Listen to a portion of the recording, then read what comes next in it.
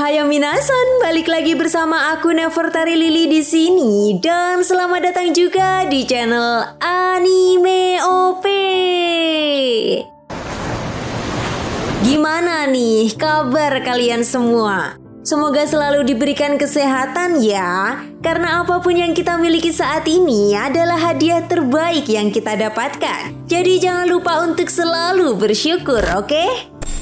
Guys, sebelum masuk ke pembahasannya, jangan lupa like video ini ya, sebagai dukungan kalian semua untuk channel ini ke depannya. Dan tentunya biar aku tambah semangat lagi ngontennya.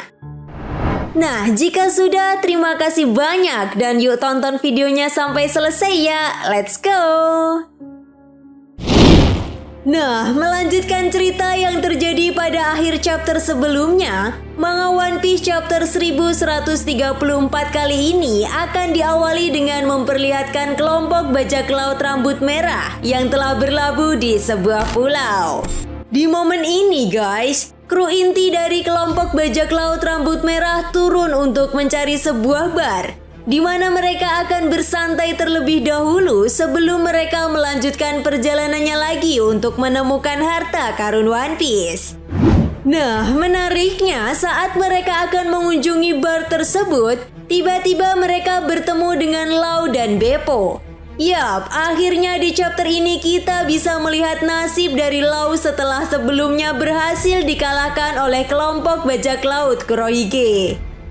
Ya, rupanya kondisi Law saat ini sudah cukup membaik meskipun kita masih diperlihatkan beberapa luka yang ada di tubuh Law. Di momen ini juga guys, Yasop yang menyadari jika Law adalah kelompok bajak laut yang bekerja sama dengan Luffy dan Kid untuk mengalahkan Yonko, Kaido, dan Big Mom saat pertempuran di negeri Wano, kemudian secara spontan menanyakan apa yang sebenarnya terjadi. Kenapa dirinya diperlihatkan memiliki banyak bekas luka? Law yang terlihat cukup kesal pun kemudian hanya terdiam dan tidak mau menjawab. Namun di sisi lain, Shanks yang memahami keadaan Law pun kemudian mengajaknya untuk minum di sebuah bar. Hingga pada akhirnya Law pun mau menuruti perintah Shanks. Yap, seperti yang kita tahu ya guys, Shanks ini memang dikenal sebagai sosok yang cukup ramah selagi dirinya tidak ada masalah dengan orang tersebut. Itu sebabnya di momen ini Law tampak terlihat santai setelah Shanks yang mengajaknya untuk pergi ke sebuah bar. Nah, setelah sampai di sebuah bar, akhirnya Law pun mengatakan kepada kelompok bajak laut rambut merah jika kelompok bajak lautnya telah berhasil dikalahkan oleh Kurohige. Law juga menjelaskan kepada Shanks semua kronologi pertarungan tersebut. Bukan hanya itu saja guys, Law juga membahas tentang bagaimana jalan pertarungan mereka. Yap, seperti yang kita tahu ya guys, pada awalnya ketika Kurohige menggunakan kekuatan buah iblis Gura-Gura no Mi, Law masih diperlihatkan bisa melakukan perlawanan dan mencari celah untuk menyerang. Namun sayangnya ketika itu, Law harus terdesak ketika Kurohige mengeluarkan kekuatan buah iblis Yami Yami no Mi. Yap, dengan kekuatan buah iblis Yami Yami no Mi, Kurohige mampu menetralkan kekuatan buah iblis milik Law, sehingga Law pun tidak bisa menggunakan kekuatan buah iblisnya. Hingga pada akhirnya Law pun harus menerima kekalahannya dan kehilangan anggota bajak lautnya. Bahkan nih guys, Law harus kehilangan 2 salinan rod poneglyph yang menjadi kunci penting untuk menemukan Pulau Locktail dan harta karun One Piece. Setelah Law menceritakan semua hal itu, Beppo kemudian penasaran bagaimana bisa Kurohige memiliki 2 kekuatan buah iblis.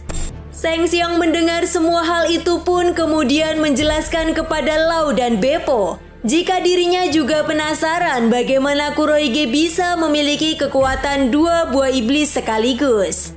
Namun menurut Shanks, sepertinya hal ini diakibatkan oleh tubuh Kurohige yang misterius. Nah, jika kalian masih ingat guys, saat pertempuran besar yang terjadi di Marineford, Marco pernah mengatakan jika Kurohige memiliki struktur tubuh yang aneh dan berbeda dari orang biasa.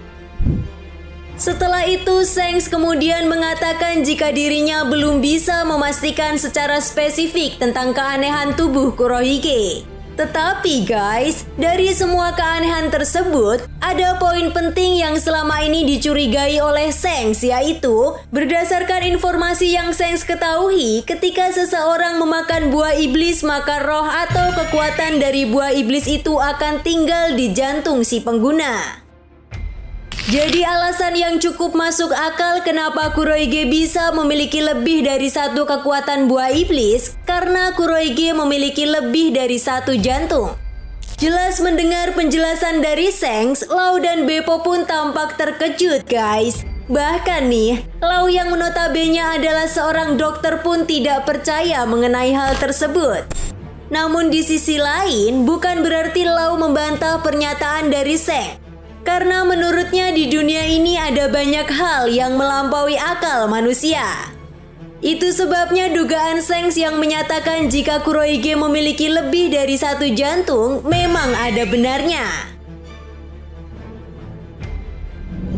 Nah, setelah melihat nasib dari Law, Shin pun kemudian berganti guys dan membawa kita ke Pulau Elbaf.